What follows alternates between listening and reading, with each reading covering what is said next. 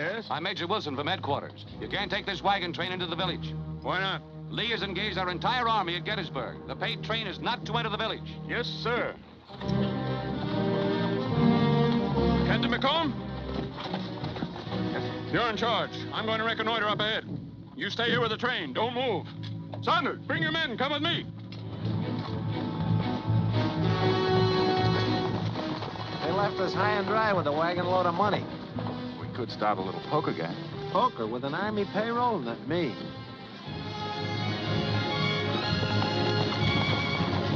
Jim Stewart's raiding this flank. You better get out of here, Captain. Look!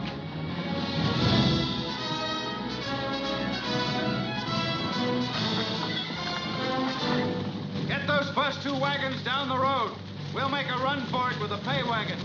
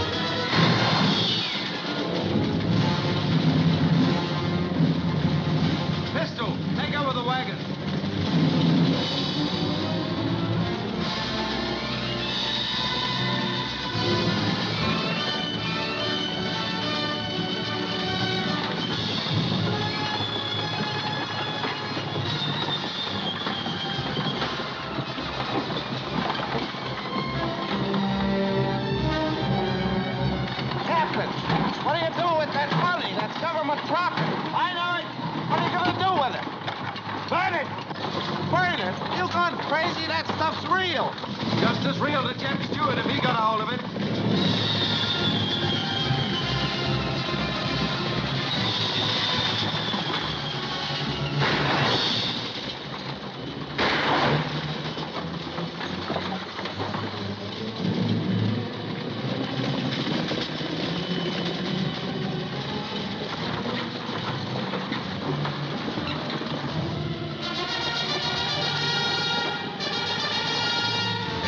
to warm here. Get on that near wheel horse. I'll pull the kingpin.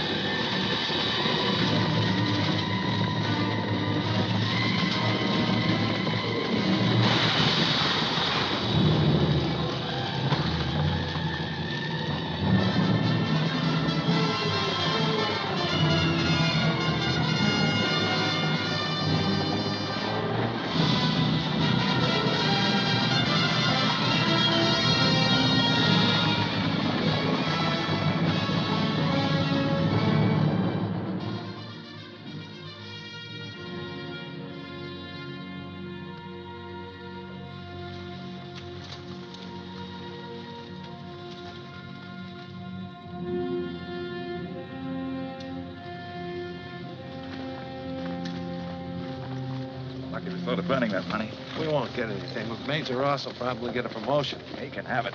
It's settled for a good bet. I suppose you have an explanation for this, Captain? Yes, sir. Enemy raiding party nearly captured us, but we managed to destroy the payroll. You mean you deliberately set fire to it?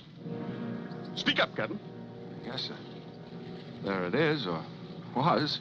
You had your orders and disobeyed them. Our lines were broken at Gettysburg, I know that. If the enemy had got their hands on this money, they could have kept this war going forever. Captain, we just learned that Lee is in retreat back to Virginia. We didn't lose the battle. We won it.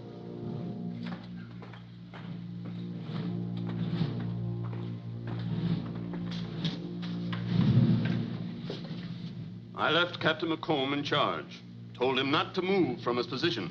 It seems that he took matters into his own hands and did, against Army regulations, burn $1 million of pay of the Union armies in the field. Gentlemen of the court, we must admit the allegations. We have never denied the facts as presented here, nor that they were in violation of the Articles of War. But I ask you to consider the character and record of this officer. Captain McComb served under me, therefore I know whereof I speak. I realize that he was under orders not to move from his position. But gentlemen, an order is not a god, it is a guide. This is a flagrant case of direct and willful disobedience of orders and regulations. Captain Michael McComb is to be cashiered the service of the United States Army, forfeiting all pay and allowances now due. The findings and sentence of the court have been approved and will be duly executed by command of Major General Howard.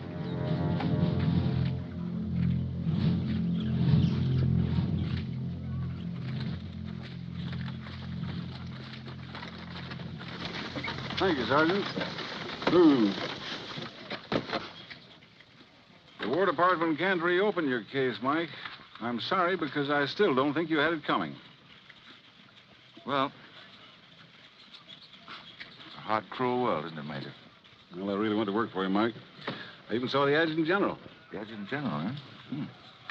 Thanks. I can't blame you for feeling bitter. Bitter?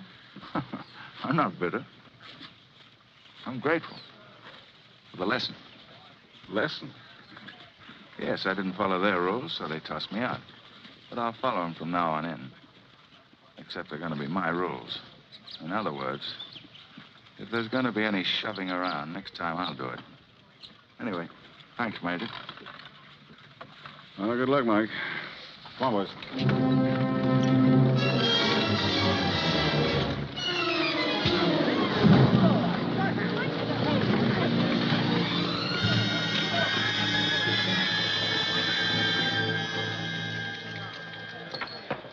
You'll lose. This game is crooked. I want my money back. What do you got, only sixes and aces on those dice? Can't you make an 11? Where's Honest Harry? I want my money back. Next man You shoots Honest dice. Harry? Wait a minute. Now, somebody's going to get hurt here. He's my friend. What do you think you're doing? We'll show you.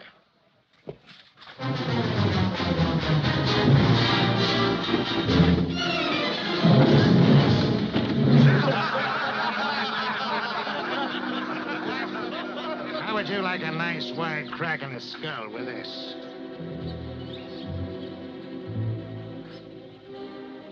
I wouldn't like it. A tulip. better start kicking up the dirt while you're still on your feet. Rough exterior, but a heart of gold. Yeah, hard and yellow.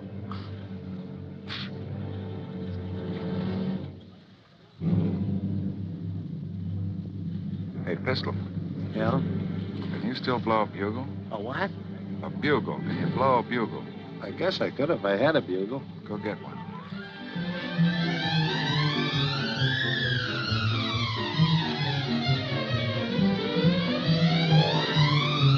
Bugle up. Sound assembly. Can they court-martial you twice? Blow.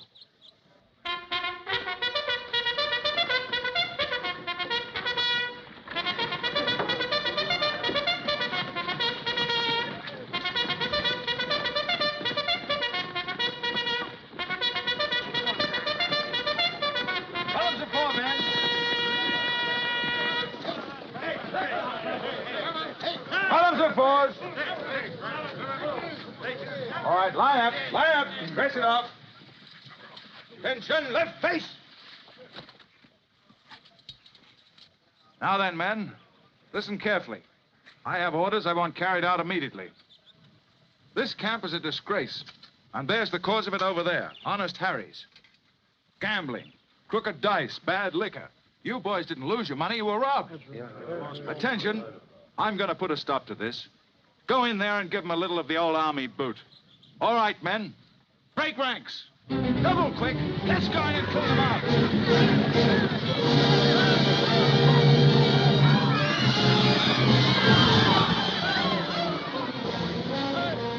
You want to get hurt?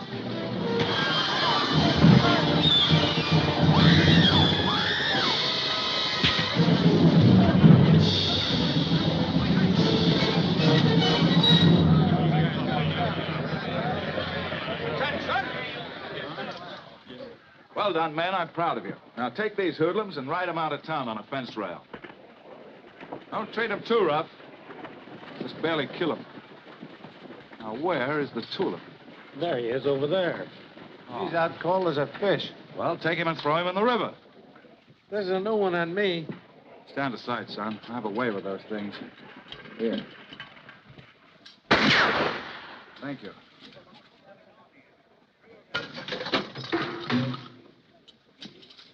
All right, boys. There it is.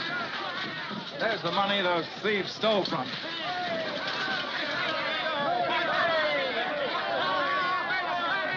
Hey, don't break up that gambling equipment. The provost marshal may need that for evidence.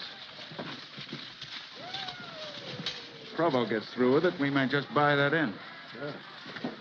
What are you doing? I'm getting back my muster and out pay. Well, don't use your pockets. Here, use a barrel. I'll get yours, too. Pistol, Yeah? got news for you. I think you've just gone into the gambling business.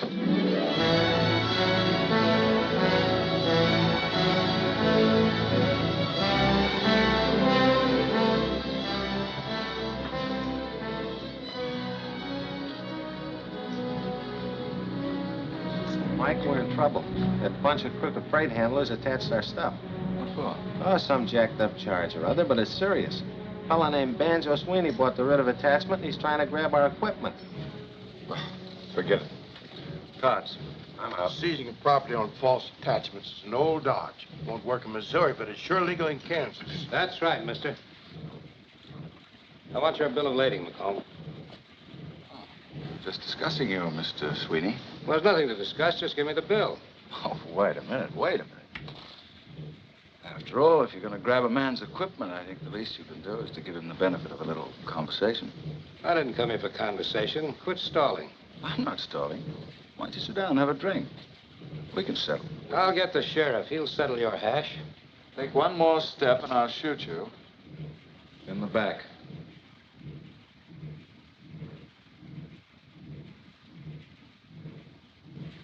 You don't take any chances, do you? I never take chances. It's too risky. Hey, Mr. Sweeney, I've been looking all over for you. Serve the writ. Oh, yeah. That's McComb right there. With a gun. Yeah. Yeah. Well,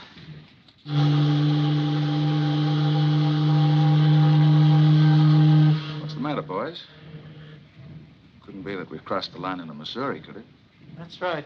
I'm sorry, Mr. Sweeney.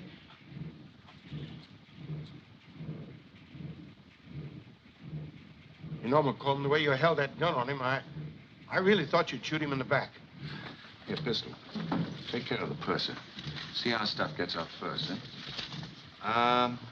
Your bet, I believe, Mr. Blake.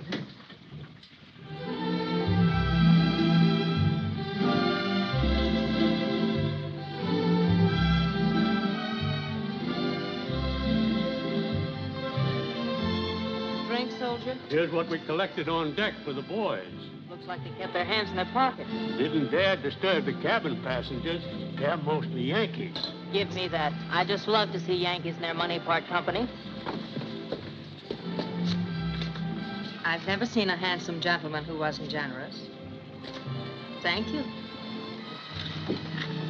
Purser? Yes, sir? When we get to St. Joe, would you see that McComb's stuff gets off first?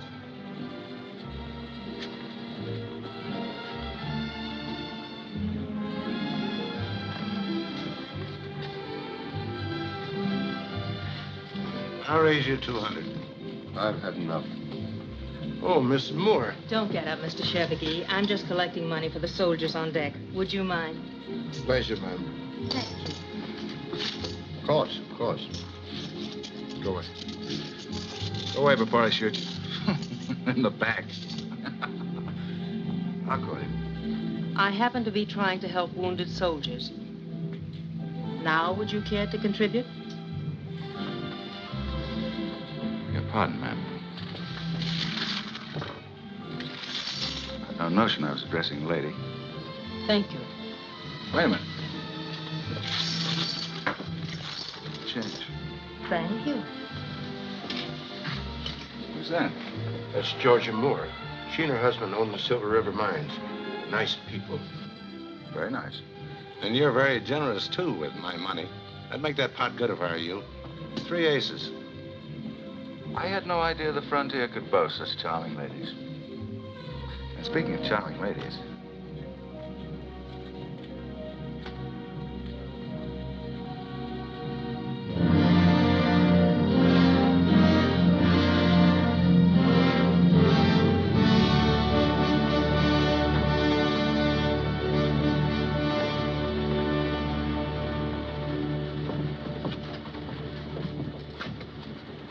what is this? Our stuff was supposed to go off first. You pay off the purser? He wouldn't take anything. He was a northerner, too. He can't trust anybody. Where's the fellow who owns those wagons? He's over here. Well, you keep an eye on the stuff. Move them along in line. Hustle up. Murphy, pull up that team. Say, these wagons yours? Yep. Sam Slade, that's me. Like to hire some of them. Sorry, mister. Can't be done. Why not? You're too late. The lady's got it. Set those crates down easy. I didn't bring that machinery all the way out here for you to ruin it. All right, take the cable off.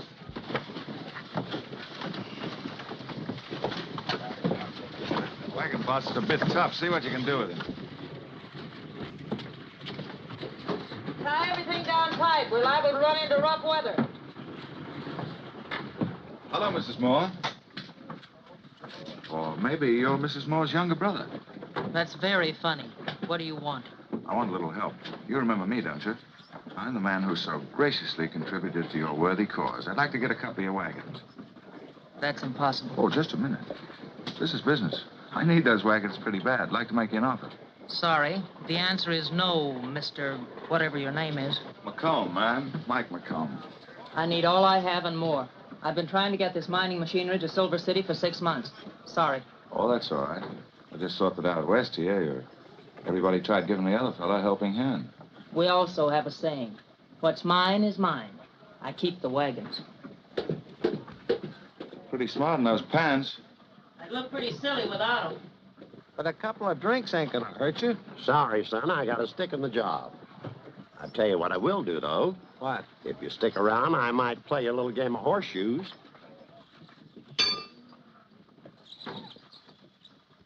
Give them horses a smacking big feed. We're leaving the first thing in the morning. Whose stuff are you hauling, Sam? Belongs to the Moore Company, Silver River. What do you charge a trip? Plenty. And I ain't got room this trip to carry a humpback mouse. He's got ethics. I offered him twice the price to carry our stuff instead. But he's got ethics. Well, I like a man with ethics. You sure got away with those horseshoes. That was $10 a game. I know it. Fifth game you won in a row, isn't it? I'm good at all kinds of games. That's my nature. Hey, you ever play poker? Poker?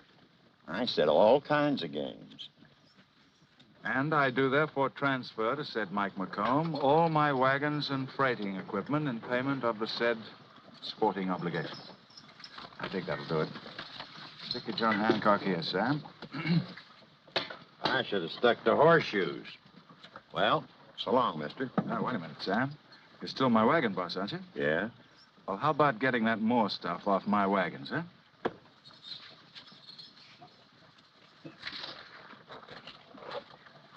Mike, how can you do that? Do what? Take those wagons away from Mrs. Moore. She needs them.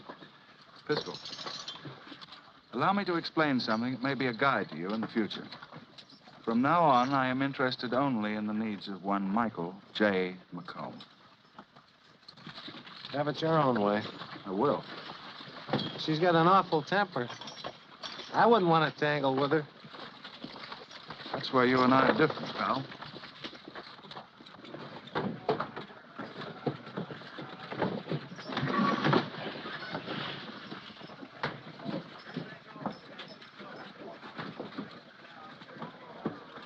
Hey, what are you doing loading McComb's freight on my wagons? These are our wagons now, lady.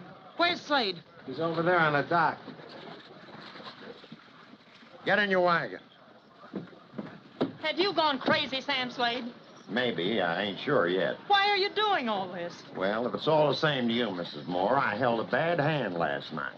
I'm doing what the new owner of this wagon outfit ordered. What new owner? You're looking right at him.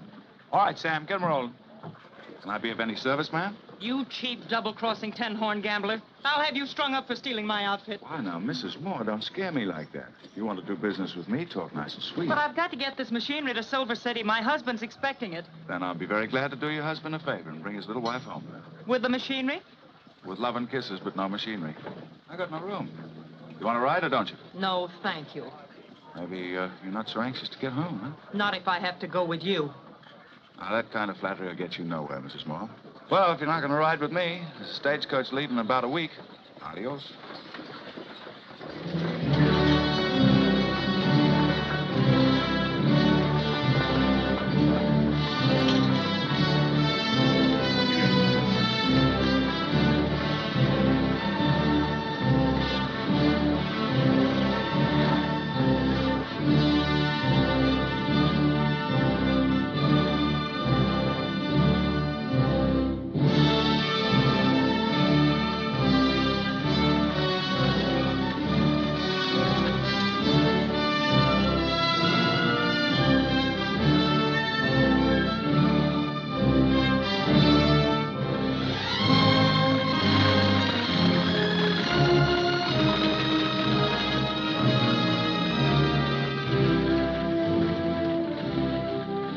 Pass your wagons, Mrs. Moore. You'll be in Silver City first. Might even organize a little reception committee. I have no further interest, Mr. McComb.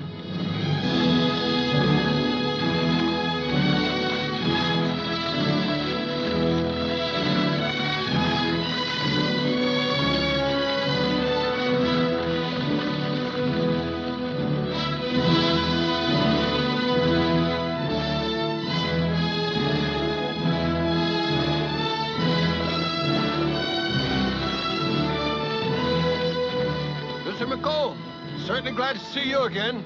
We're having a little trouble here. So I see. I know you've got quite a load, but if you could take us into Silver City, I'd consider it a great favor. Why, Mrs. Moore, having a pleasant journey? Can you take us? You bet. How much is this going to cost us, McComb? Ah, Mr. Sweeney, it's not going to cost you a nickel. You're staying right here. Then he's going to have company. I'm not going. You can't do this, Mrs. Moore. Why, it'll be 2 days before they get a new wheel out here. I'd sooner ride with the devil. He ain't with us this trip. Oh, do come, Mrs. Moore. I insist. Oh, come on, Mrs. Moore.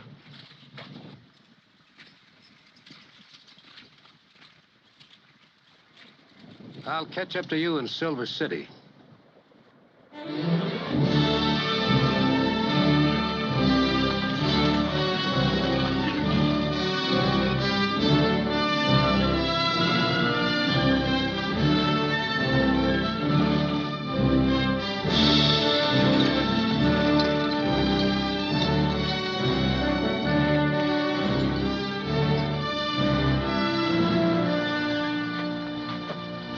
We're camping here tonight, Mrs. Moore. Make my wagon your home, won't you? Certainly nice country, Charlie. Yeah, and plenty of her. Any Indians around here? Shucks, no, and not in within 100 miles of here.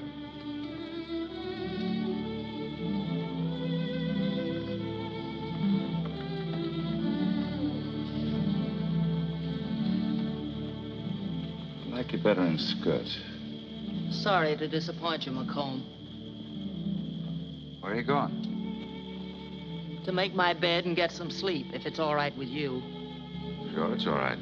But I had an uncle once, slept away from the wagons one night. In the morning, he woke up without his hair.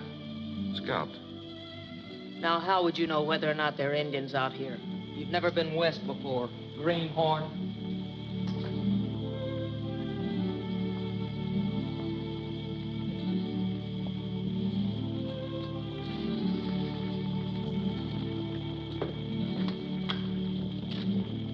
Ain't you gonna sleep in the wagon? No, you take it tonight. I'll bunk down here.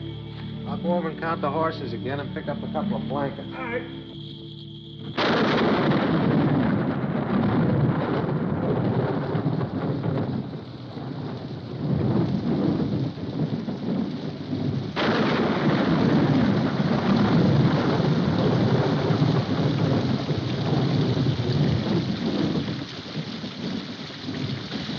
Please, Mrs. Moore, at least knock on the wheel.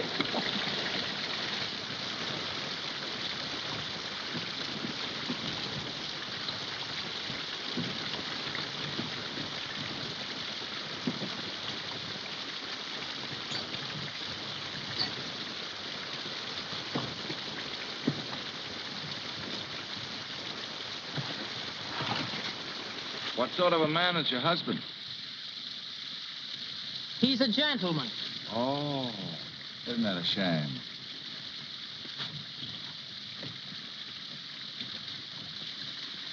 How long since you've seen him? You ask a lot of questions, don't you? You're the sort of woman a man asks questions about. Besides, I like the answers. I thought you made up all your own answers.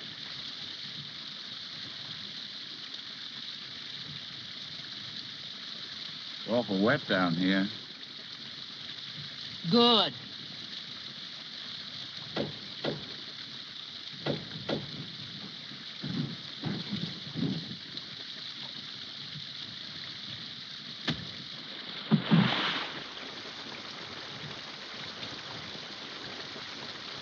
Oh, I'm so sorry, Mrs. Moore. It was only Pistol. He didn't know you were there.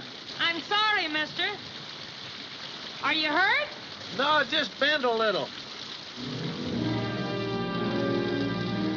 Pistol, take these over to Mrs. Moore with my compliments. She's gone. Gone? How far can she get? As far as your horse will take her.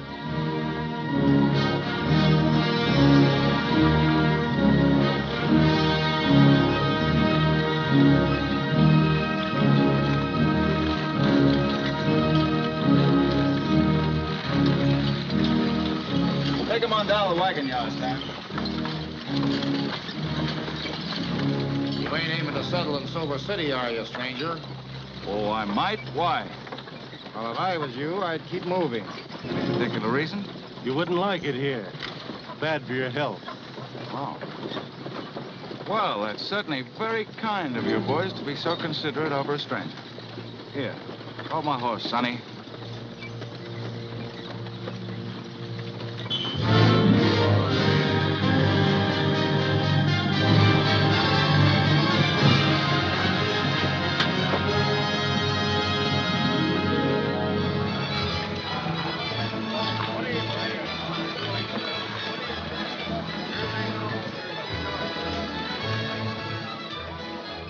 All right, boys. Out you go. Well, we You're were too just... young for this game. Come on, here. Come back when you're old enough to shave.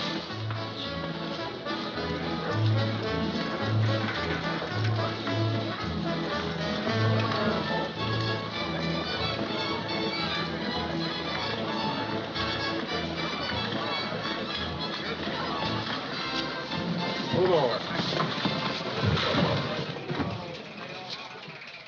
Hello, McComb. Open for business? What kind? Strictly on a level. Maybe you remember. I was figuring on a layout like this for myself. Too bad your equipment didn't get here. I was coming to that. McComb, you need a partner. I do? Who do you suggest? You're looking right at him. What do you say? Ha! I'd say you better have a drink. Forget it. I don't need any partners. Is there an undertaker in this town? Your boys seem to be a bit rough. You wouldn't want them to get hurt, would you? Nobody's going to get hurt. They're just celebrating our partnership. Banjo, I seem to remember telling you once before, I never take chances. It's too risky.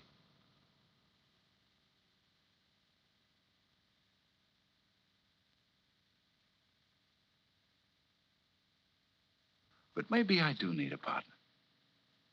A silent partner.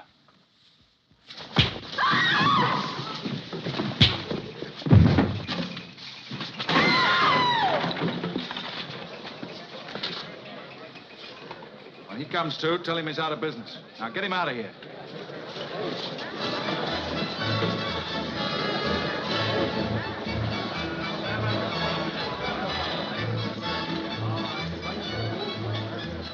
A glass of milk.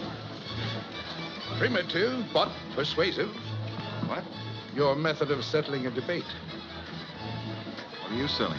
You sound like a lawyer. I am a lawyer. Business is a little slow at the moment. It might surprise you, sir, to know that one of our great universities of learning once pronounced me its potential best. I am still potential. Well, how about a potential drink? Always. Ah, that's a gentleman's drink. Beck is my name, sir. John Plato Beck. Thank you. McComb. Michael J. McComb. Your health, sir. Thank you, sir. Someone else here to see you, Mike. Who's it? I think you better make yourself scarce. This is personal. The lady's husband.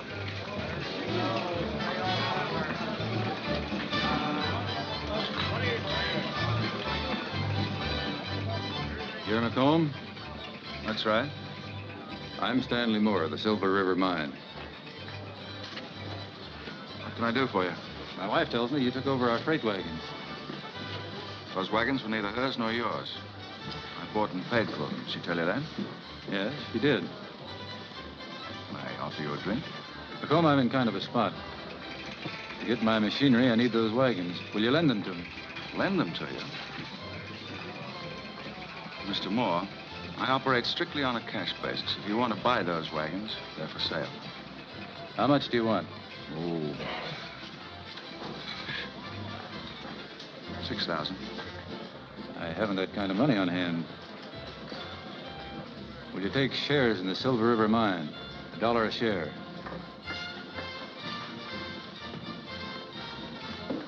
What do you say, Your Honor? That stock worth anything? Might be. It's a gamble. Well, I'm a gambling man. I think you got a deal, Mr. Moore. Oh, you met my lawyer, Mr. Beck. We've met. I have a client. It looks like it. Have you got an office? Just down the street, sir. My hat. Let's go. All right. Get rid of this. You'll just sign one of these blank forms, Mr. McComb. I'll make out the bill of sale for the wagons and give it to Mr. Moore in the morning. All right. There we are. Very pretty. I hope our little deal works out profitably for you. I hope so, Mr. Moore. Now, if you'll pardon me. Give my regards to Mrs. Moore, won't you? Yes, of course. Interesting couple, the Moores. Good-looking wife. He's to be envied. You sound like a lonely man, Mr. McComb. Man is only lonely when he depends on other people, Mr. Beck. I don't. As a student of human nature, you excite my curiosity. Where'd you come from, and what are you looking for? I'm looking for a lawyer who can mind his own business. Sorry. Gibbons decline and fall. I seem to remember a quotation from that. Let me see. No clash of arms, no matter of rebellion could pluck from his grasp what he had won. Sound as if you knew it. Oh, I read a book once. Well, Caesar was ambitious. He lived by it. He died because of it. A bad exchange, that, isn't it, Mr. Beck? Death for ambition. But, of course, there's an answer for that, too. Ambition should be made of sterner stuff. Of course, you've got to be lucky. Even Caesar couldn't make his own luck. Oh, Caesar didn't have bad luck. That was bad judgment. He trusted a friend, remember? Brutus. Good night.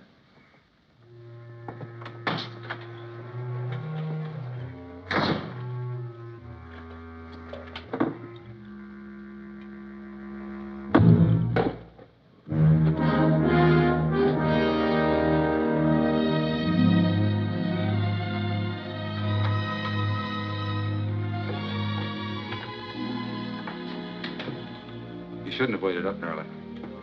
I couldn't sleep. He didn't give you the wagons. I knew it would be like that. You got him all wrong, Georgia. We made a deal. What kind of a deal? A fair one. He doesn't even know the meaning of the word. I think you're being hard on him. He's just a businessman. Stanley, you're not in Boston. You're in Silver City. The only dealing McComb knows is double dealing. What did you give him for the wagons? It wasn't money. Well, what then? Some shares in the mine. Oh, I know he's a little smooth, but he's plenty smart, too. Stanley, how many shares did you give him? 6,000. Don't worry, it'll be all right, darling. You'll see.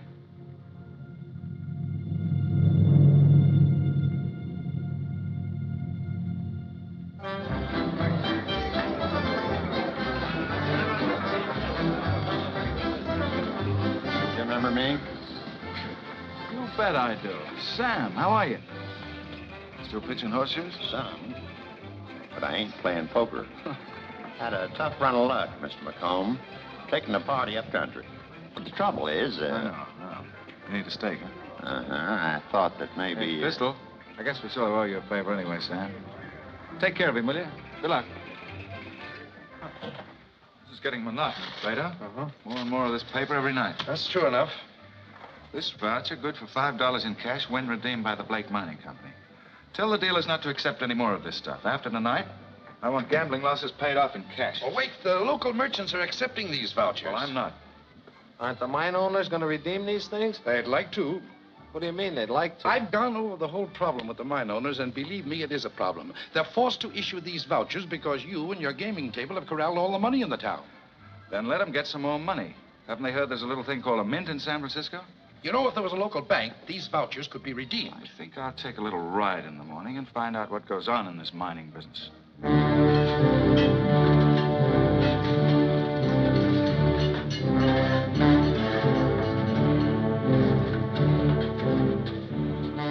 Good morning. Just thought I'd come up and take a look around. You're poaching. Oh, I wouldn't say that. I'm a stockholder. Remember? I remember a lot of things about you. Good. One is that I don't like you. Going somewhere? I think I'll come along with you. What do you think you're doing? I'd like to talk business.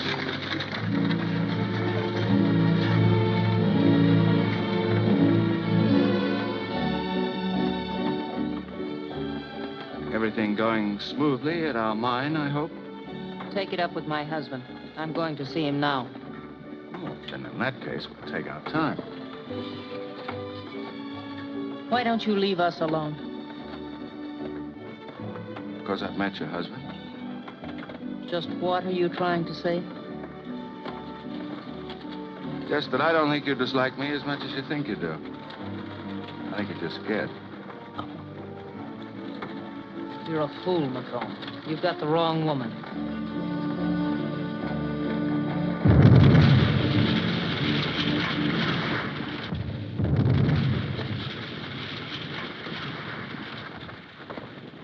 Glad to see you, Macomb. Thanks. Make me feel like one of the family. I guess you're up here about the stock. Yeah, I'm not getting any returns. Well, you might as well know. You won't get any. With that smelter going up? I can't finish putting it up. About cleaned out. Sorry to hear that, Moore. Something about a losing investment I don't like. You never take a chance, do you, Macomb? Not if I can help it. I know a lot of people who don't know what to do with a chance when they get it. I've got some more above ground, but no credit. If I have to, I might be able to sell out to a syndicate in San Francisco. Too bad to take such a loss. Why take it? That's right, Stanley. Macomb has plenty of money. If we get our smelter up now, the other mine owners have to come to us. Why not let him advance what we need? That sounds like a very good idea. I might even consider it. For, shall we say, a third interest in Silver River properties? You don't ask for much. I don't know. The way things stand, I think maybe we better accept Macomb's offer. Good. Then we'll all be partners.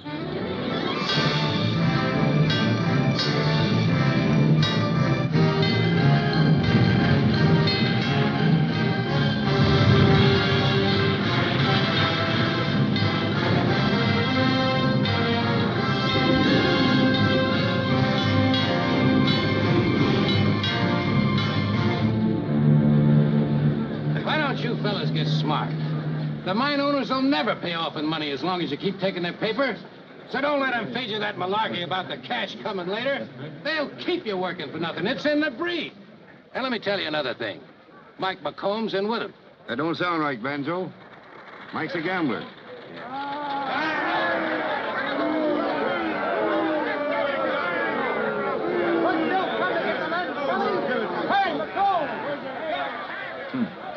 What's Banjo Sweeney selling? Patent medicine? Looks like trouble, Mike. Bar that door. That one, too. The mine owners are upstairs waiting for you.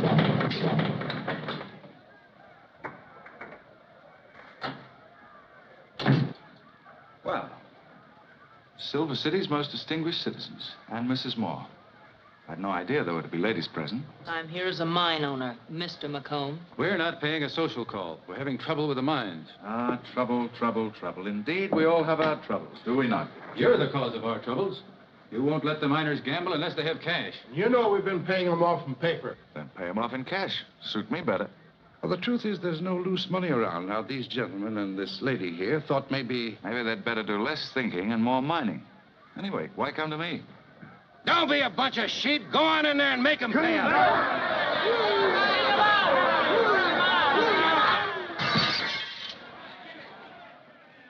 I think I may have a possible solution. Some of you aren't going to like it, but it's going to be my way or not at all. I'll set up a bank. How's that for an idea, Plato? He's right, gentlemen.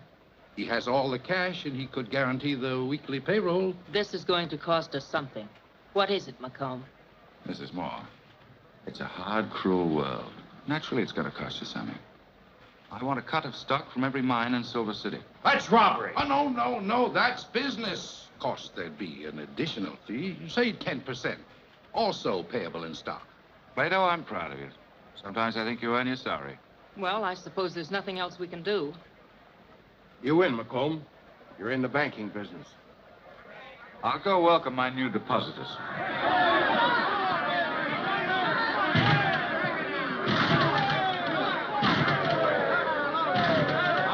All right. Cool off, boys.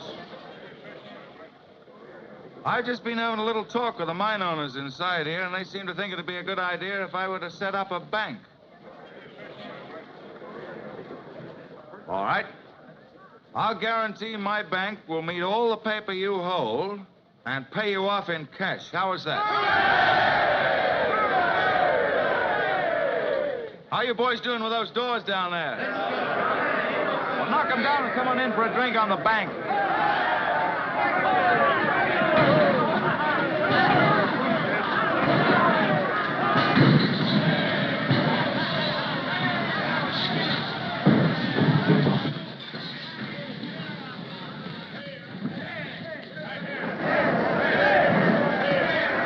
Pistol, pay off all these vouchers, will you? All right, boys.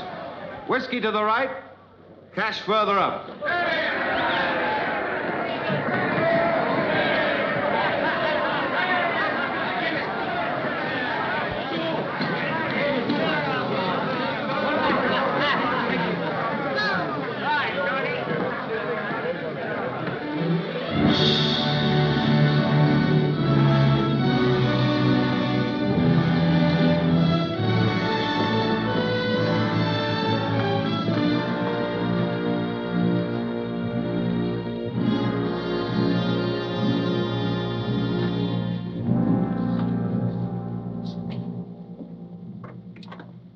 Put those bags on the table, then go back to the palace and get the rest of the stuff. What do you think of it? I like him better with 2 sleeves. Meet my new tailor. Anyway, he once made a suit for the Prince of Wales. Mike, with the money you're making, you can afford to get him ready-made. Make him a new vest. Plato says I'm now a gentleman. Going on the theory that clothes make the man. No offense, Mike. Not bad. Mr. McComb, if you please. Oh, sorry. I don't understand it. First, you loan the money here at the bank. Then you win it back at the gambling tables across the street, put it back in the bank, then loan it out again. But are we making anything? That's high finance, Pistol. Explain it to him. He might not be so wrong. This system could backfire. Better think about it. Don't you think I've thought about it already? We're not stopping here. We're expanding. Carson City, all over the state. First, I'm going to open gambling houses. After that, banks. People will like that, I think. Give them some place to put their money. Right in our pockets. Mr. McComb will have no pockets unless he stands still. This just come over the wire. This isn't addressed to me. Well, I thought you'd like to see it first. Look who's coming, huh? Hey, this will be the biggest thing ever happened to Silver City.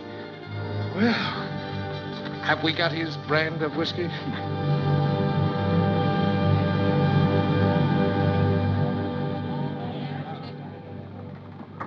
Put some more ice in that punch bowl. It's all melted. Don't worry, dear. Everything's going to be all right. What difference does it make? The whole evening's spoiled anyway. Oh, I'm sure the president will be here most any minute now. I'd give $1,000 to get my hands on that Mike McComb. You can just bet he's responsible for this. I don't think it was very nice of him after all the trouble we went to. He loves trouble, especially when he's making it. Excuse me, Mrs. Moore, but I heard the president was over at McComb's place. Oh, that's perfect. Just perfect. He'll no doubt fleece him in a card game. Darling, don't get so upset. Oh, I'm so mad I can spit. Now, Georgia, men will be men. McComb is not a man. He's a...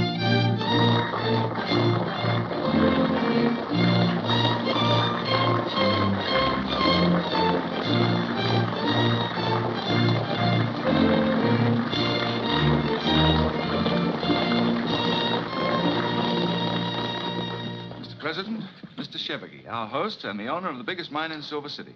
That interests me greatly. Mr. President. Mrs. Austin, Mrs. Harbord, Mrs. Moore. Ah, yes, of course. The head of our entertainment committee. And Mr. Moore. A pleasure, Mr. President. Mr. Moore? 3 cheers for the President of the United States. Hooray! Hooray! Hooray! I appreciate the ovation. Thank you, thank you, thank you. Now, Mr. President, let me introduce you to the punch bowl.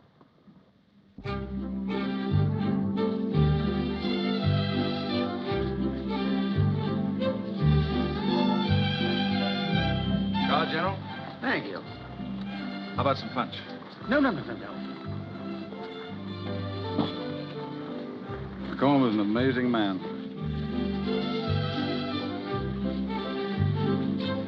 Pardon me, Mrs. Moore. I wonder if you could spare your husband for a moment. The boys would like to have you join us for a little talk more. Georgia? Of course. There's 1 or 2 other matters, but you already know most of the story. I think you can tell the other gentlemen. Do you have everything you want, General? Everything but a dance with you, Mrs. Moore. I wish all men were so easily pleased.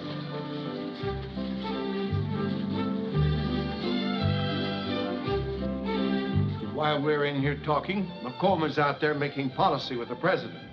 I hardly think the president came all the way out here just to patronize the punch bowl.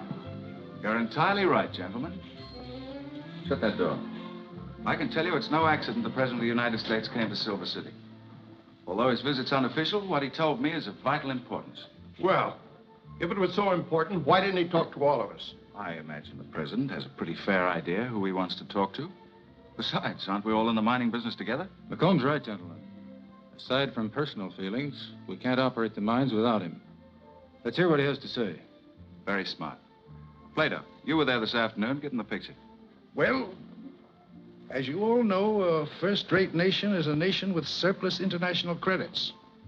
Britain has her empire. Kimberley diamond mines, the silver of India, the gold of the Rand, and the tin of Malaya.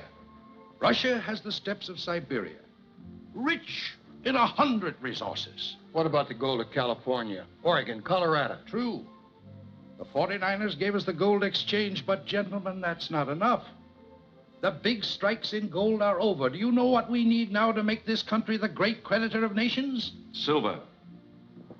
In simple language, gentlemen, here's the word from the President. You've got to produce more silver. Even if it means working the mines 24 hours a day. Digging faster, shipping faster, you've got to produce more silver. Up until now, of course, everybody's been digging silver to see how much of it they could stick away in their own pockets. Fine. But the picture's changed. Silver City has become more important than all of us. On what we do right here depends the very future of America. I visualize this territory around us here as the foundation of a vast empire. And if you're smart, it'll begin right here with the men in this room.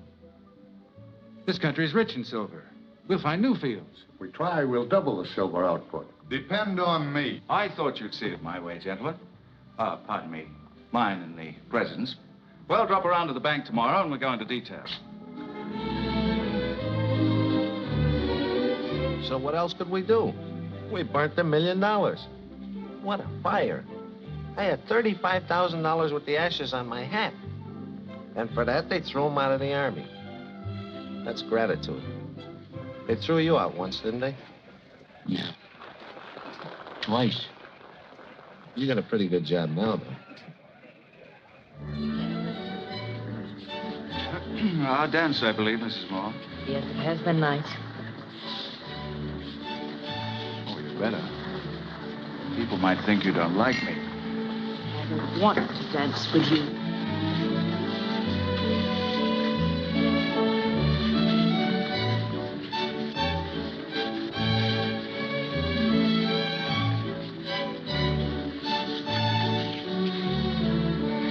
Take me back, please.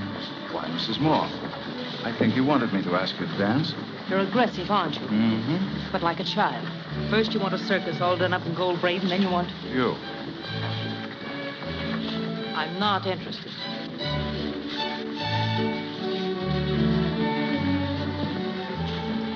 May I offer you a toast, Mrs. Moore? To what we both really wanted.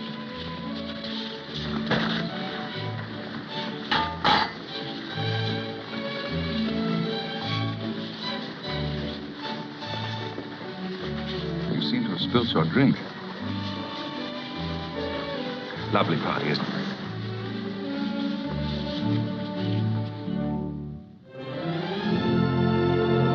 What will I own, Plato? About 1 million acres, Mike. All of the country you can see to that far ridge. Clear across the valley to those peaks. And as far north as you can see across that snow-capped ridge. I tell you, it's a big undertaking. And it'll cost you a pretty penny. Plato, you're looking at a man who once burnt $1 million. Out there, I see 100 million. Buy it tomorrow.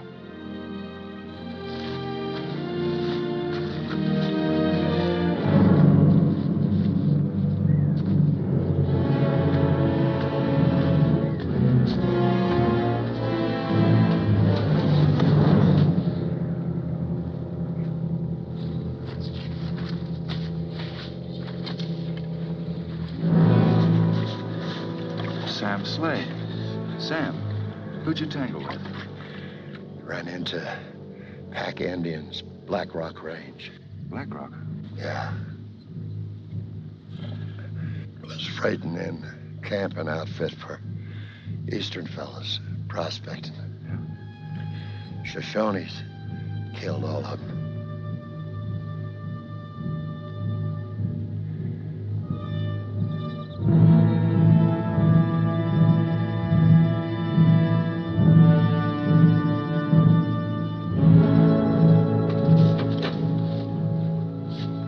We'd better keep this quiet, or we're liable to throw the whole town into a panic.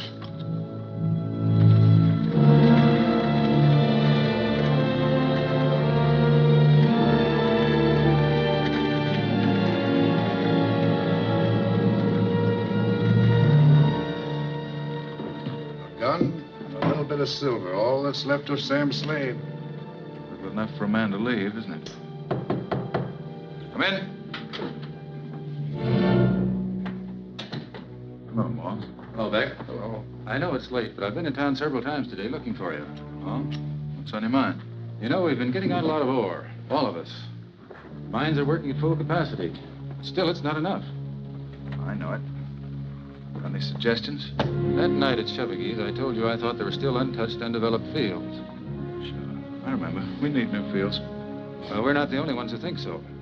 I heard a prospecting party went out just the other day. That means other companies have the same idea. We can't let them get away from us. Where is this country? Black Rock Range, about a day's ride away.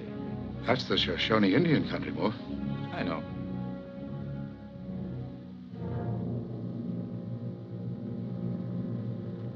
And, you think there might be silver there, huh? I'm sure of it. Of course, that's pretty rugged country. After all, you're a married man. Your wife, she might like it. I'm a mining engineer, McComb. Here, let me show you on the map. The range of mountains runs right along here. They have the same type of outcroppings in that range as we have here where we're getting silver right now. And I believe that if we go right in this area, we have an excellent chance of making a big strike. I want to go out there and take a few samples of the ore. If they prove to be as rich as I have every reason to believe they will, we can double our output.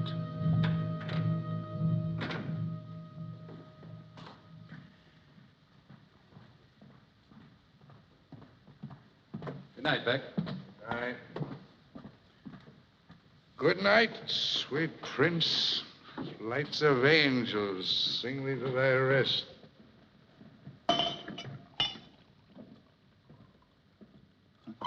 Looks like a long drink. It's gonna be a long night. You silly old... Lay down. Still need that stuff to see you through a night? I will, for what I want to say. Oh. Speech, huh? It's a good speech.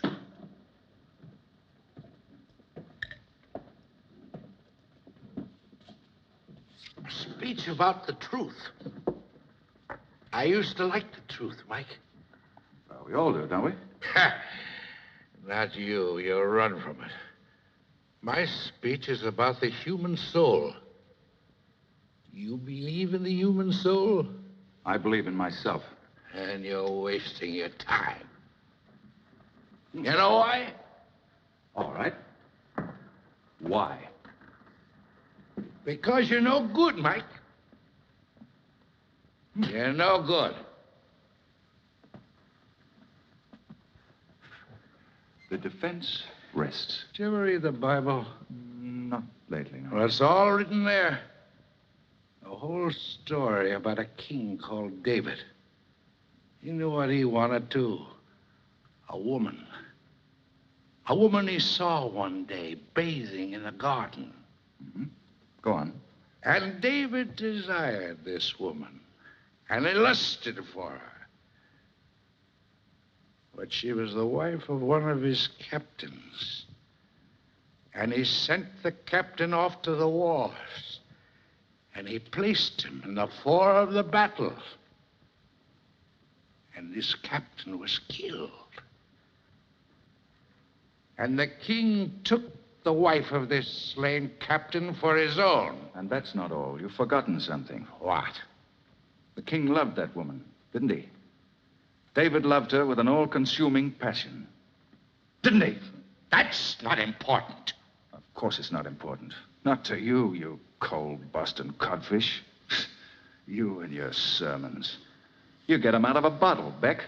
You want to make up rules for other people to live by because you've forgotten how to live yourself. You drunken, sanctimonious hypocrite.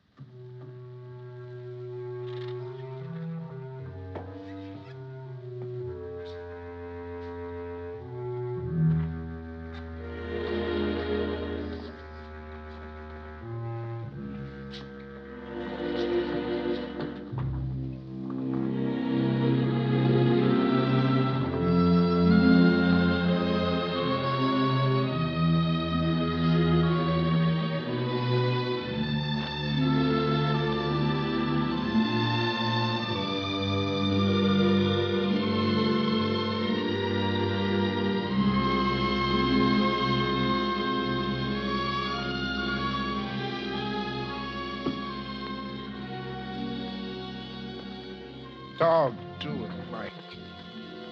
Don't send more to that Shoshone country. Don't do it. I won't do that. Not even you. No, don't do it, Mike.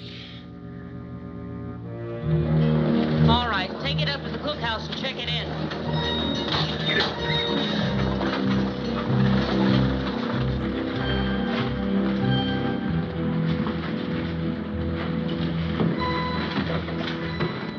Hello. I want to have a little talk with you. What about? Oh, about your husband. Why talk to me? My husband takes care of his own business. Besides, he's gone. Gone. I didn't think. Georgia, it's got to be stopped. So, I guess you've thought it over. Now you're going to change your mind. Leave Stanley alone. He knows mining. It's his business. Look, there's something I've got to tell you. He's gone up into the Black Rock Range. I know that. I don't think you understand him.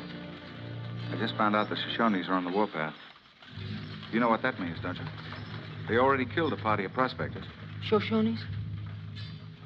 How long ago did he leave? At dawn this morning. I'm going after him. McComb, I want to go too. Now, you better stay here. I'll take some of your men. We ought to be able to catch him.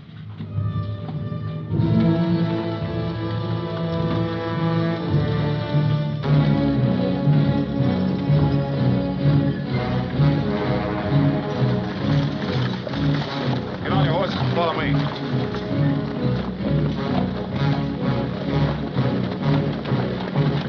Get on your horses and follow me.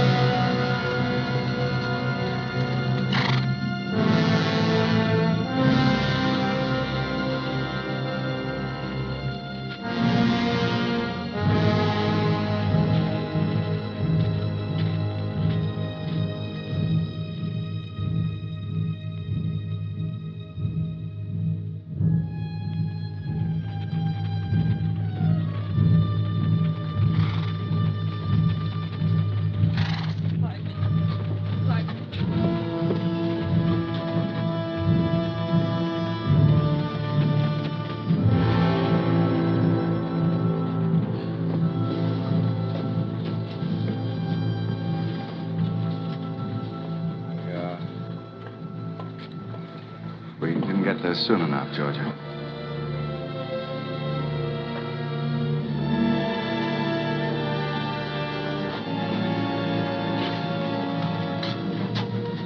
Well, King David, I see you brought the warrior home.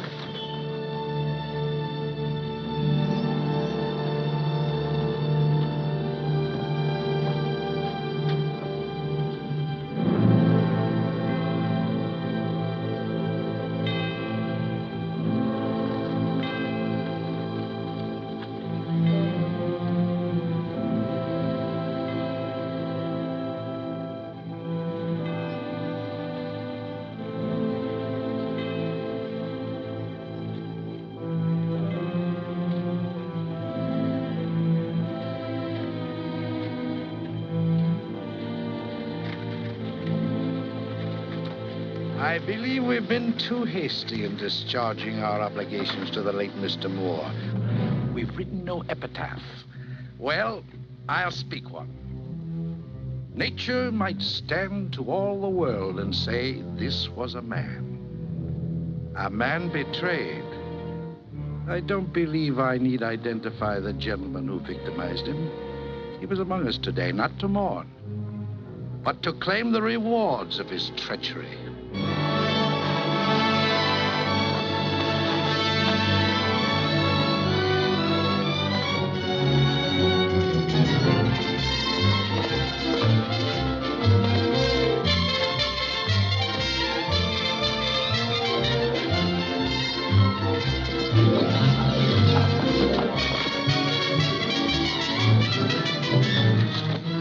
Good morning, Mr. McCall. Morning, Edwards.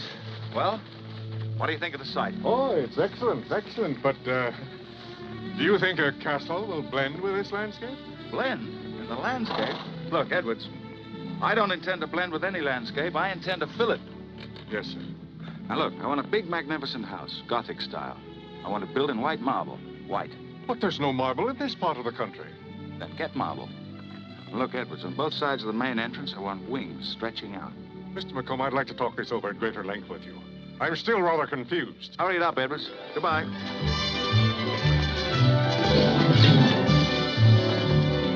Michael J. McComb. Mike McComb, who brags he once burned $1 million of Army payroll and ran a roulette wheel into the largest silver syndicate in the West, expanding his interests into cattle, wheat, and lumber, is now building a castle on the desert from which to rule his growing empire. Hello, Chevy. Where's McComb? Haven't you heard? Mrs. Moore is coming in on that San Francisco stage this afternoon. You'll find him down there.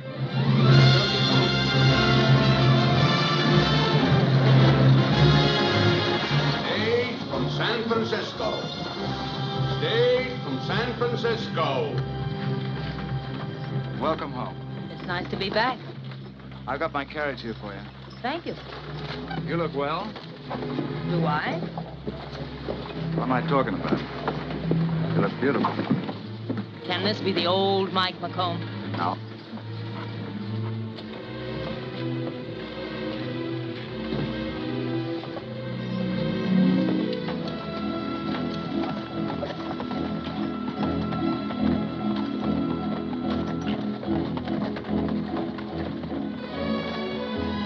You've been gone a long time.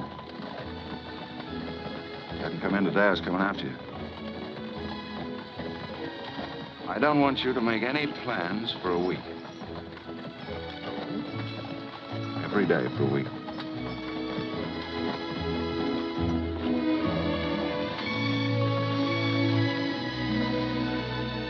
We're the same kind of people, you and I.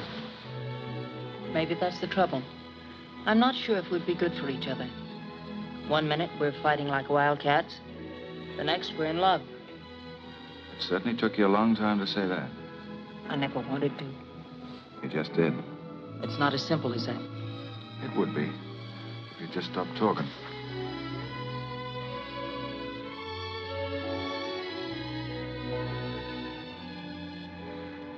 I don't think it's going to be so difficult for us to get along.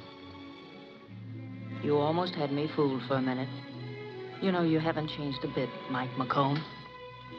Everything out there, as far as you can see, will be yours. It's empty land. Now, maybe. But it's not going to stay that way. One day, you mark my words, there'll be cities out there, railroads, water, things growing, a whole new world created from a silver river. I remember you then. Me? Sure. They'll say it was all done for the love of a woman.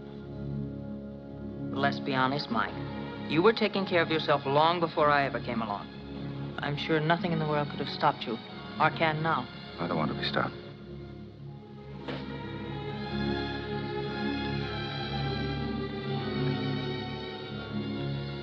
It isn't going to be as easy as taking those wagons away from me.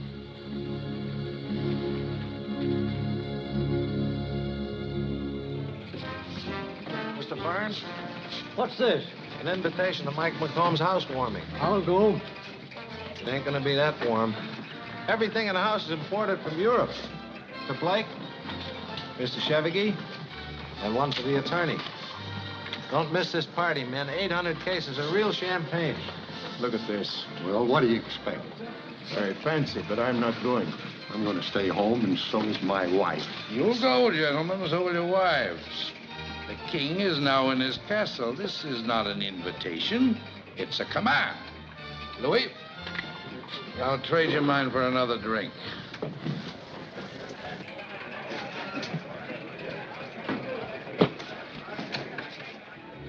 Yes, sir. Everything in that room's imported. Look at that clock. We got that from Switzerland. We got some cheese from there, too. You'll get some of that later. Now, that's the front door. That's where you came in. You saw that. Now, upstairs are the bedrooms. 10 of them. One big one. And that light hanging up there. That's imported, too, all the way from Philadelphia. If we have time later, I'll take you down and show you the wine cellar. Full of imported wine, beer, and cigars. Now, you see that door and that ceiling? Mike had that taken right out of a French castle. Cost us a fortune. And here, this is the dining room in here. Wait till you see that. Wait till you see it. We've been here for over an hour. Yes, Mr. Porter. All this is very lovely. But where are our host and hostess? We're terrible, keeping them all waiting. You just say the word and I'll throw them all out. You'll do nothing of the kind. You look beautiful. Thank you. Good evening. Good evening. Well, good evening. Hello, Chevigey. Seen the house? What a lovely gown, Mrs. McComb. Thank you. Dinner is served. Shall we go in?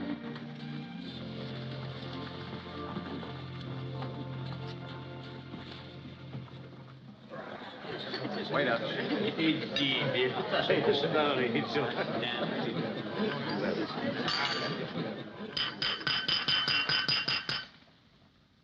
Your kind indulgence, ladies and gentlemen. I'd merely like to say how happy I am to think that so many of our invited guests found time to grace our table. Indeed, it's not often that a man finds himself honored by the presence of so many loyal, trustworthy friends. Huh, Chevigey? Oh, yes, to be sure.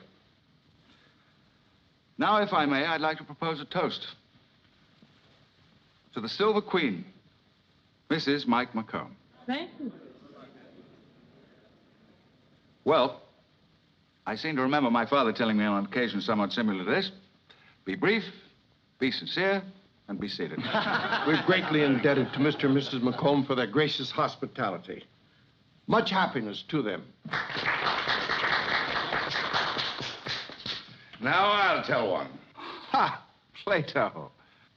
With a respectful bow to our beautiful hostess, I propose a toast to Mr. McComb, my old friend. Indeed, we should all honor him. His name marks our schools, our banks, and one day, maybe, our finish. Ladies and gentlemen, you're in the presence of a great man, a mighty man. Are there any takers? Easy, Plato. Easy's the word. Remember to say please and thank you to Mr. McComb. He likes to be thanked. Mr. McComb is offended by my conduct. He believes in the dignity of man, one man. Why should Caesar be a tyrant then? Ask Mike McComb. He knows all about tyrants. But let's look at the man. The whole man, the good and the bad. Ladies and gentlemen, this is no whole man.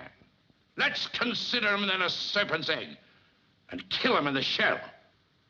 Get out of here. Get out, you drunken old fool. You're no good, Mike. You're rotten. Rotten clean through. You hear me? I'm through with you. Finish. You think you run the world now, but that won't last, King David. See that he gets home all right, Pistol. Did I ever tell you the story of King David? Let me tell her that story. Later. Shall we go into the drawing room? I'm afraid I can't stay. It's been a pleasure, sir.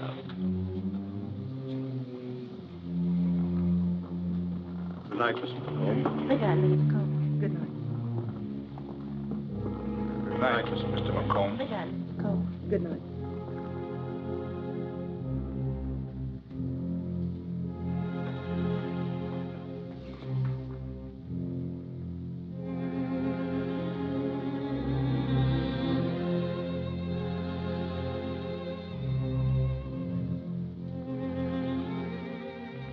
Mike.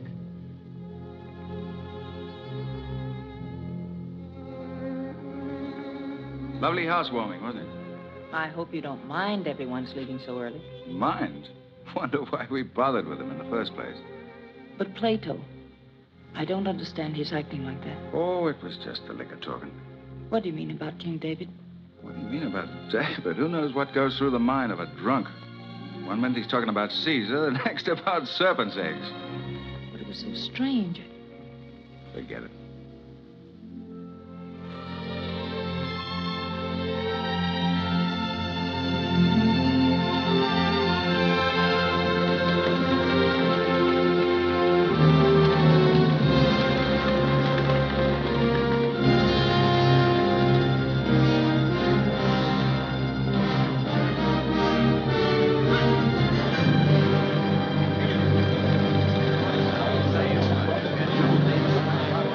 Oh, good morning, Mr. McComb. Morning, Mr. McComb. Morning, Mr. McComb. Morning, Mr. McComb. Good morning, Mr. McComb. Morning, Mr. McComb. Well, it's about time you got back. I've been trying to get in touch with you. Have you? Well, the missus and I thought we'd leave business to the rest of you for a while. Uh-huh. The Harvard Lampoon. Very educated. Somebody must have left it here. I've been keeping my eye on things, Mike. Did you get those reports I sent you? I haven't been doing much reading lately. What is it, Chapin? These will require your immediate attention, Mr. McComb. I don't know what you'll say to this, but Mr. Shavicki and the other mine owners have withdrawn their money from this bank and have arranged to transact their business in San Francisco. San Francisco? It's a long way. They call themselves the Western Combine. Short and simple? What does that mean to us, Mike? I'm not sure. They still have to have their payrolls met in my bank. Only from now on, Shaper, I only want the payrolls of the Silver River mines met. Is that clear? Yes, sir. That'll bring them around. Sure. Where's Beck? I haven't seen him. I looked in all the bars. He must have left town. Left town? Probably out looking for a new saloon.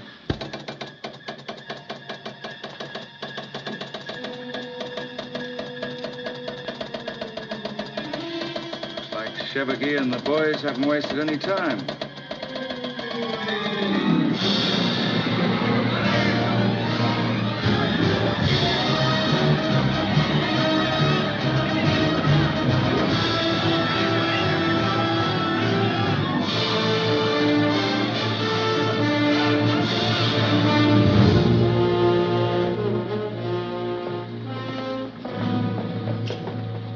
Hello, Beck. Hello, Chevigny. We learned you were in town. We'd like to talk over a little proposition.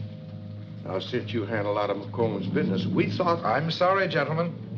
I have plans of my own. Besides, I'm not in sympathy with your war over silver. It's rumored that you're going into politics, Mr. Beck.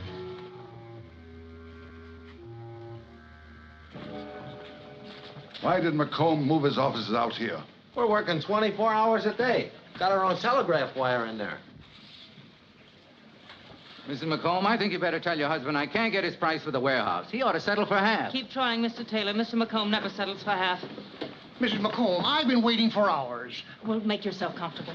What goes on here? McComb rushed me out here from Denver. Now he lets me sit here and cool my heels. If that doesn't work, try cooling your temper. Oh. Name's Rice, Mrs. McComb. I'm from the San Francisco Telegram. They call you the Silver Queen, don't they, ma'am? That's right. Well, what do you think of the Silver War? Where I come from, this is skirmish. Pardon me, gentlemen. Tracy, you were the one who talked me into buying this land for $500,000, weren't you? And now when I want you to sell it for a profit, you mean to say it's not worth it? No, it isn't, Mr. McComb. What are you talking about? Tell him there's gold in it. Come on. What news? Not so good. Looks like the bottom's dropping out. Down another 50 points. Now listen, all of you. I don't know where Chevigny and the rest of the combine are getting their money, but they're getting it somewhere. That means I've got to match them dollar for dollar. Mike, maybe I'm wrong, but wouldn't it be a good idea to put the properties on the market one at a time? Well, of course. I thought that was understood. Don't make it look like I'm selling out. For instance, Tipton, whenever you sell a ranch, wait a while before you list the next one. Those dance halls are worth something, aren't they? Oh, no. No, I don't want to sell those. After all, that's where the ready cash is. That's something tangible. Don't forget, that's where you started. You aren't going to sell them, are you, Mike? Oh, Pistol just likes the girls. I think you'd like to see me get rid of those dance halls, wouldn't you?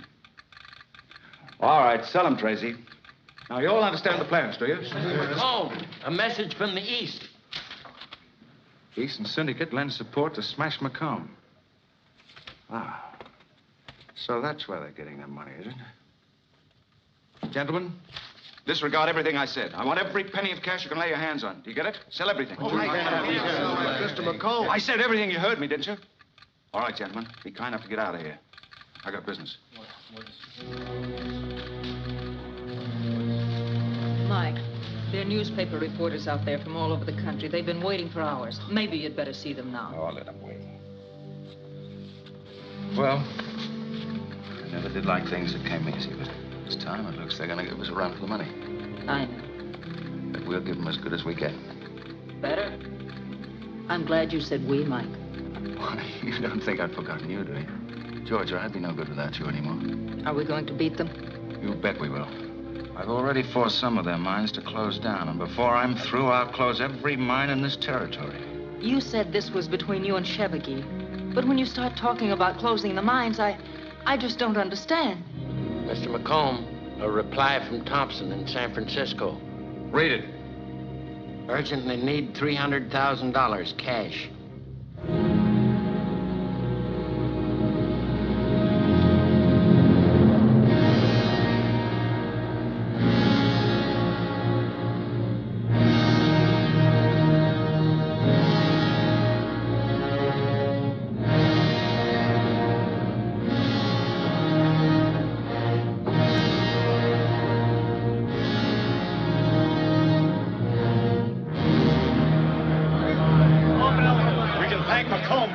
Yes, and them living in that fancy house of theirs yet. Well, boys, how do you like it since McComb shut down the mine? Talking ain't gonna open them up again, Sweeney. If I was in your shoes, I'd go and have a talk with McComb. Well, you ain't in our shoes. We haven't even got 15 cents to buy a drink with. You stick with me, and I'll buy you all the drinks you want. Where'd you get all the pay dirt, Sweeney? I got the right kind of friends. And I don't mean him.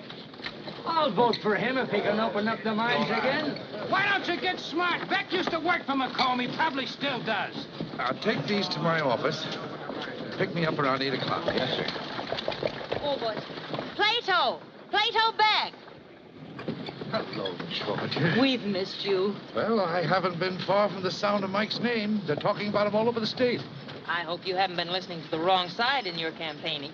Georgia, I've got to listen. That's my business from now on. Listening for the truth. Why don't you come out the house? I know Mike would love to see you. I've been meaning to call, only... That's all been forgotten. Good. I'd love to talk to Mike. You see, he's part of my campaign. Oh? What have I been telling you? What do you think Beck's doing in that buggy with Mrs. McComb? Come on. Get wise to yourself. Take a look at this. The Silver Queen herself. Let's have 3 cheers for Beck and the Silver Queen, the former Mrs. Moore. Shut up, you idiot. What's the matter, Beck? You know all about it. Everybody knows about it except Stanley Moore, and he's dead. King David killed him. King David McComb. Get out of my way.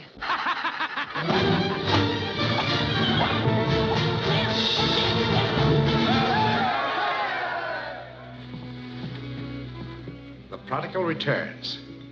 Plato. I'm glad to see you.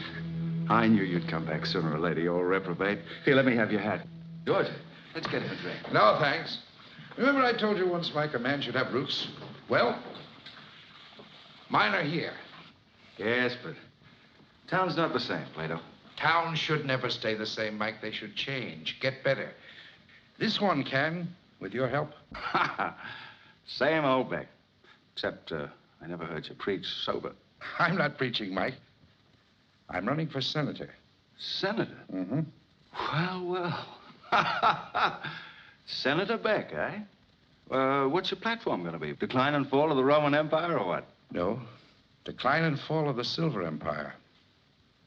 As a matter of fact, Mike, I've been talking about you. Have you?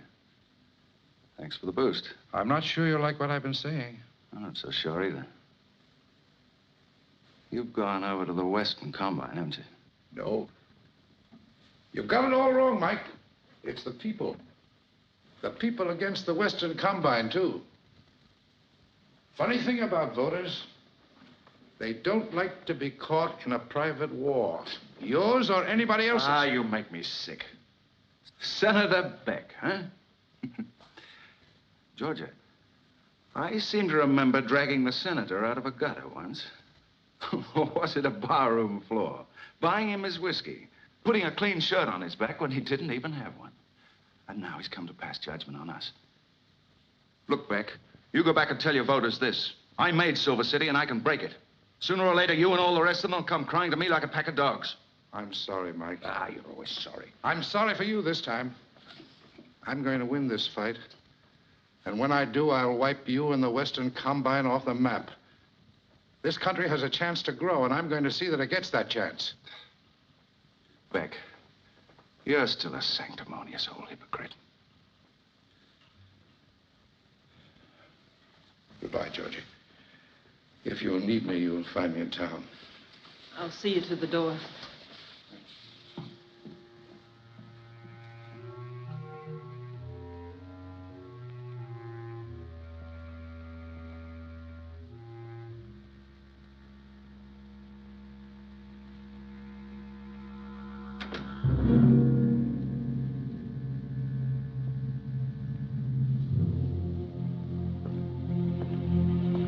Georgia. Georgia.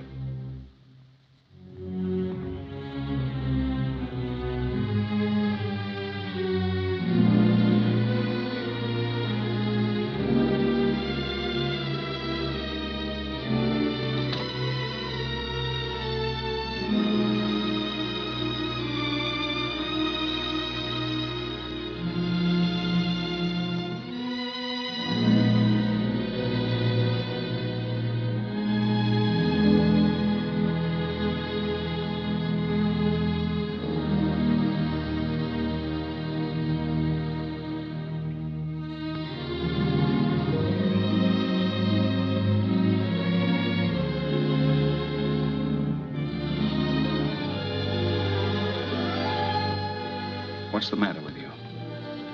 Plato said he was sorry for you. I'm sorry for both of us. That needs a little clearing up. Like most of Plato's parables, it doesn't seem to make much sense. He was right, Mike. In town, the people are desperate. It's like a graveyard. Then I hope they rest in peace. That's their funeral. You can't mean that. But I do mean it. I've got to mean it, even if you don't like it. You almost sound as if you want me to quit in the middle of a fight. I don't want you to fight me.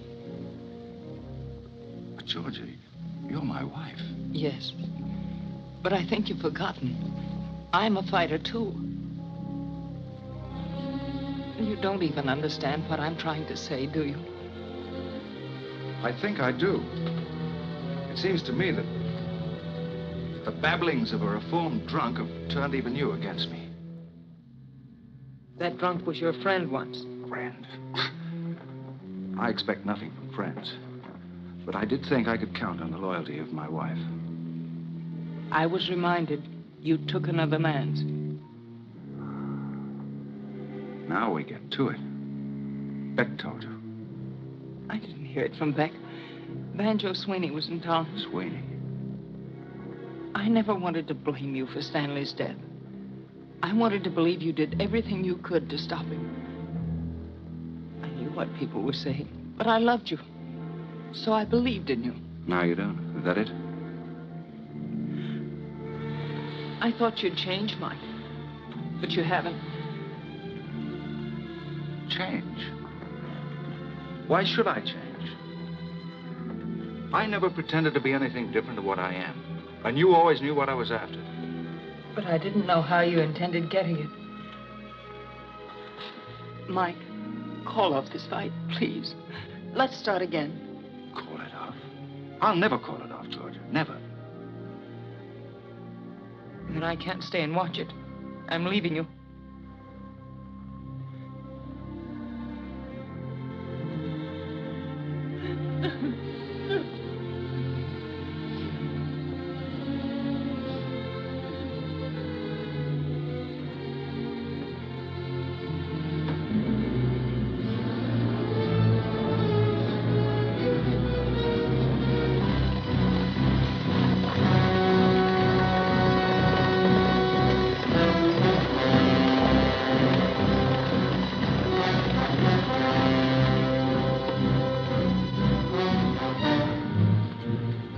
banjo, Sweeney? No, I ain't.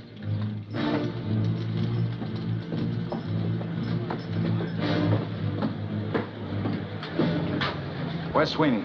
Not here. He's gone to San Francisco. Liar.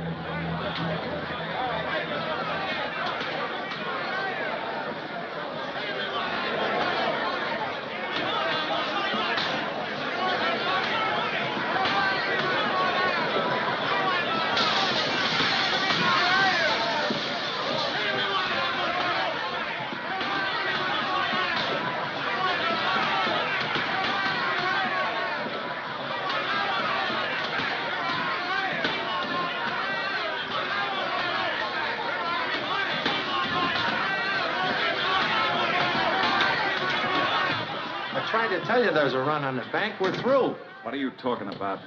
Get Carson City. Tell them to send us $200,000. There isn't any bank at Carson City. It didn't open today, Mr. McComb. Then get Leadville. It's closed, too. Get out of here. Get out or I'll blow you out.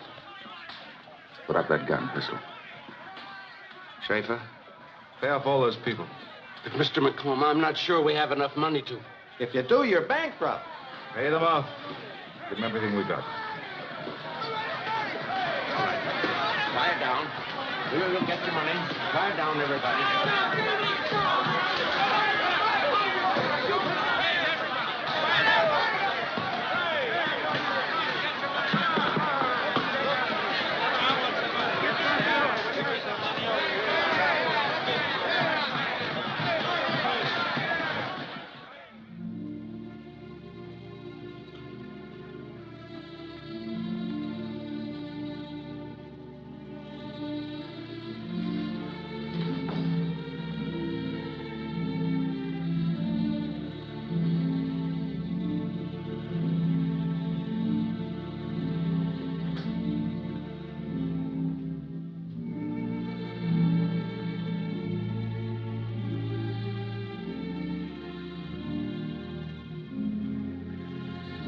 Georgia.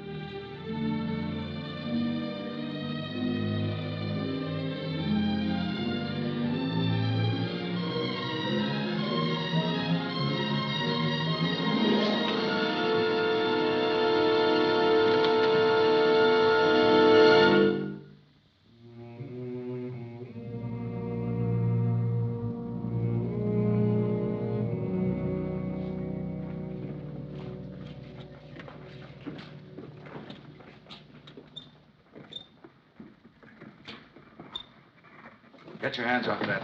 Everything goes, McComb. That picture stays. Unless you want to go out of here feet first. Come on, Jim, Terry. Let's get this other stuff.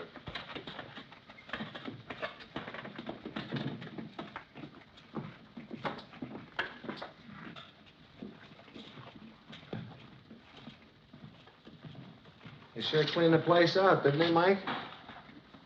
Sure did. Like it that way. More room. Look, Mike, I haven't got big money, but I got a few dollars. It's yours. I was just thinking of the time we burnt $1 million, remember? I sure do.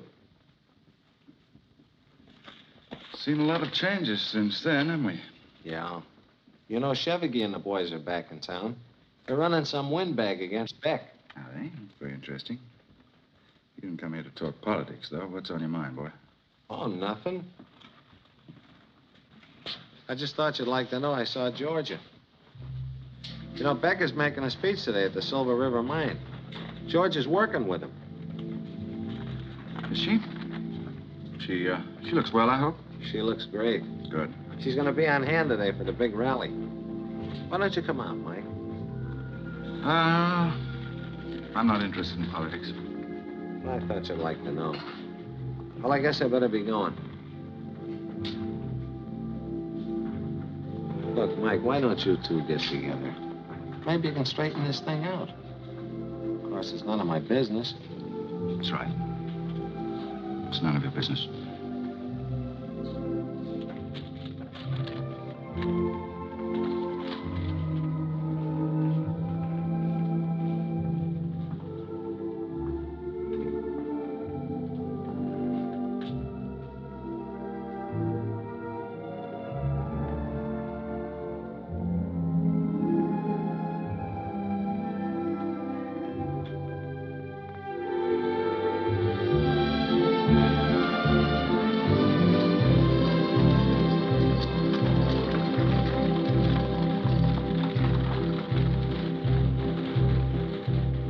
Our opposition just passed by. John Plato Beck. And Mrs. McComb was with him. What's she doing with Beck?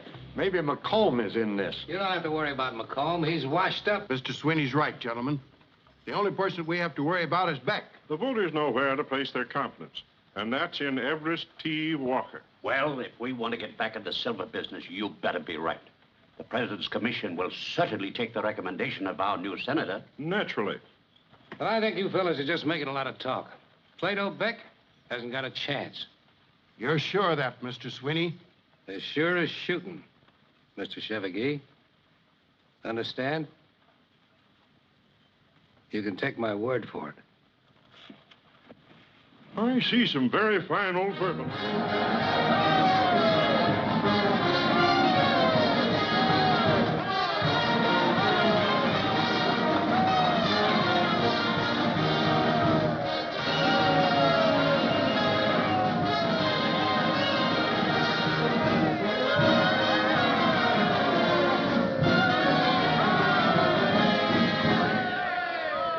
Ladies and gentlemen, I am winding up my campaign at Silver River because it's here that the nation looks for economic support. We have pledged ourselves to the government, but there are those among us who have broken that pledge. And it is our responsibility to expose them. I propose to call them by name. All right, boys, break it up. Keep your places. Shut up. We're going right on with this meeting. Shut up, Beck. These men are here to intimidate us.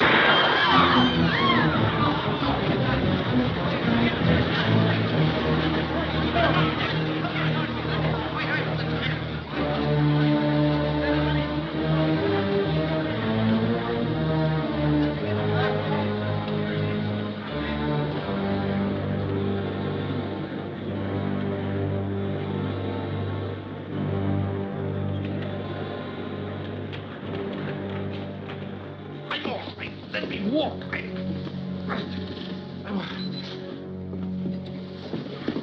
Doctor, wait.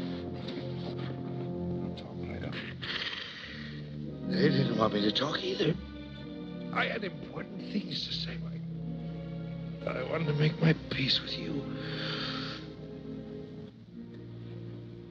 Funny thing, Mike. My speech was going to be about you. George, you tell him you know what I want to say.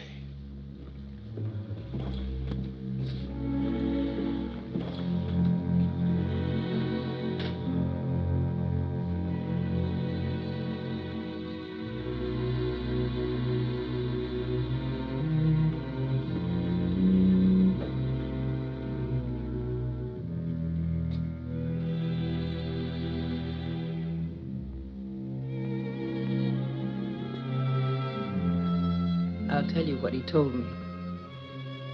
In every age, every country, a few leaders are born. Not many, just enough to keep things going. You were that kind of man, Mike. He'd always hoped you'd find out. But you built an empire just for yourself. Then you destroyed it.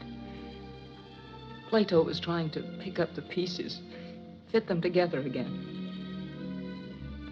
There's no one left to do that now, but you.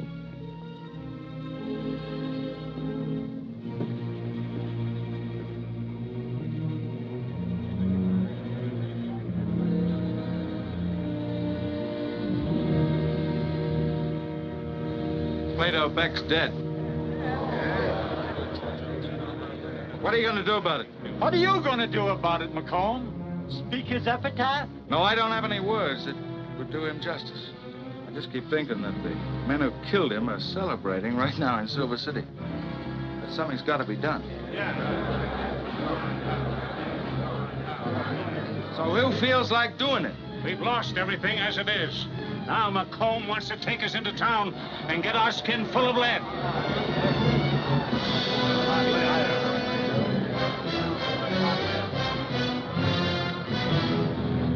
So you're going to let him go alone? What a bunch of yellow-bellied skunks you are. Get in those wagons and go with him.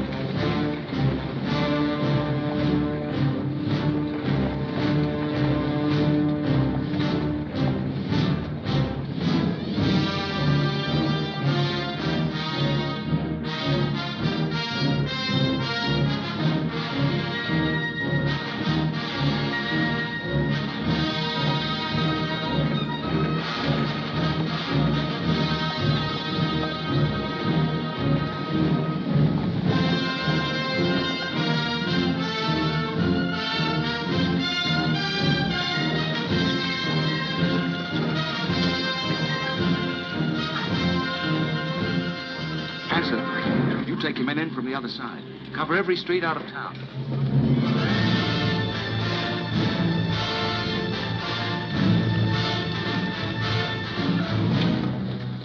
Tear that sign down, take it out of town, and burn it.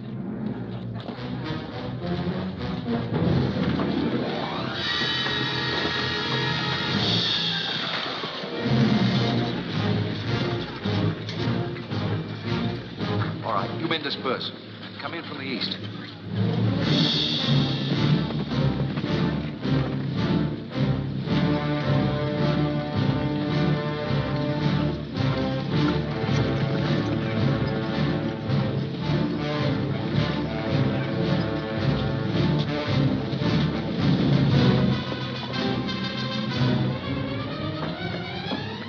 McComb's coming into town. He's got all the miners with him.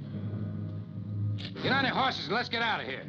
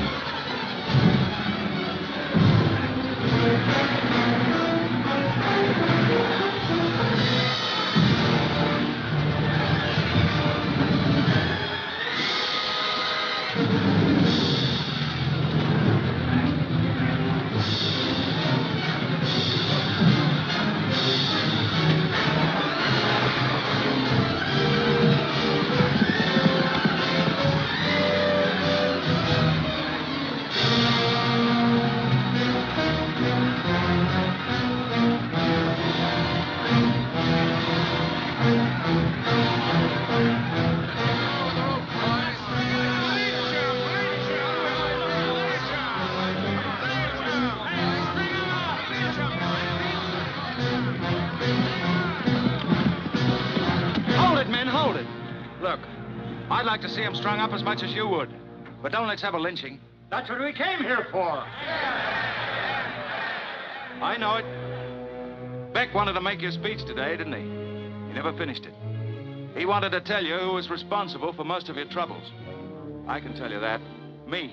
I can remember, right in this town, pledging to the President of the United States himself that we here in Silver City would keep the Silver River flowing. We didn't do it. But it's not too late to make a new beginning.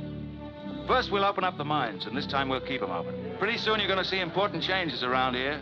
Big changes. These men are going to get what's coming to them, I promise you. But don't let's do it by mob violence. We've all had enough of that, haven't we? Let's open the mine. We want to go back to work. All right, McComb, we'll string him up according to law. Take him and lock him up. We'll give him a fair hearing.